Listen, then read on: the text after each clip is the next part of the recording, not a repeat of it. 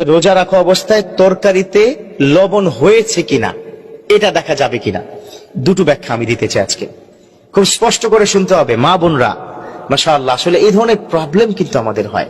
তবে তার আগে পুরুষদেরকে অ্যাডভাইস দিব, মাহে রমজানের রোজা শুধুমাত্র আপনার জন্য তেমনটি নয়, আপনার স্ত্রীর জন্য কিন্তু রোজা। আপনি যদি জিহ্বায় চেক না করতে পারেন আপনার স্ত্রী করবে কি করে, এটা বুঝতে হবে আপনাদেরকে। আমরা কিন্তু খুব কঠিন হয়ে যাই।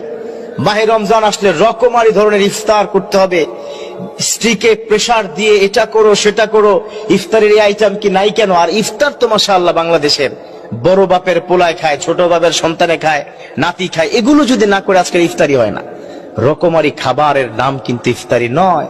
আমার বিশ্বনবী কি বলে দিয়েছেন খুব স্পষ্ট কথা, মান ফাত্তারা সাইমান খুবজান লাবারান মান।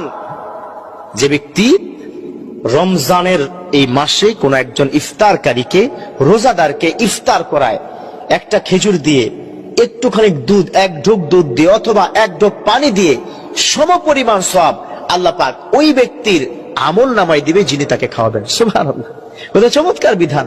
আর সেই মুহূর্তে আপনি আপনার স্ত্রীকে দেয় লবণ হয়নি কেন, এই এটা এমন হয়েছে কেন, খেয়াল করবেন না? এবার আসুন বিধানটা শুনে নেই। কোন ব্যক্তি যদি কোন, যেমন KFC তে জব করে, আমাদের কোন মুসলমান KFC-র কিচেনে সে জব করছে, সে একজন শেফ তার চাকরি বাঁচানোর জন্য জিহ্বায় লবণ চেক করতে পারবে, যেহেতু তার চাকরি বাঁচবে না। তবে হ্যাঁ, সেটা যেন কোনো কারণে গলা পর্যন্ত না নেয়, কারণ জিহ্বাতে বলে দিবে লবণ হয়েছে কিনা, গলায় কি বলে না। আপনি সাথে সাথে থুতু করে ফেলে দিবেন, প্রয়োজনে কুলি করে ফেলবেন। এটা যারা শেফ আছেন, যারা চাকরি করছেন তাদের জন্য। না হয় এখানে শত শত মানুষের রান্নায় ঝামেলা হবে, তাদের রান্নায় কোনো ধরনের অসুবিধার কারণে আপনি চাকরি হারা হতে পারেন।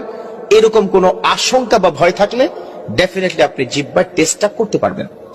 এবার আসুন, কোন বোন বা তার স্বামী যদি এরকম করে, আচ্ছা না, অনেক পুরুষরা ছাড় দিতে চায় না, এমন মানে কি বলবো, আসলে বলতে হচ্ছে শব্দটা, কুলাঙ্গার অনেক পুরুষ আছে যে খাবার পর্যন্ত ছুঁড়ে ফেলে দেয়।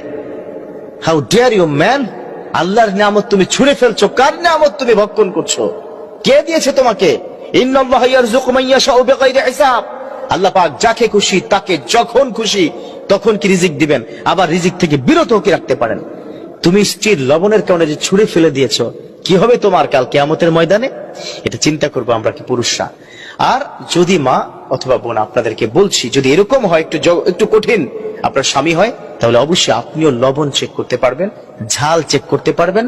তবে ডেফিনেটলি আপনি কুলি করে ফেলে দিবেন, গলার এই পর্যন্ত যেন না যায়। আল্লাহ পাক আমাদের পুরুষদেরকে অন্তত এইটুক বিষয়ে ছাড় দেওয়া এবং মহিলাদেরকে এই অংশটুকু বুঝার ধৈর্য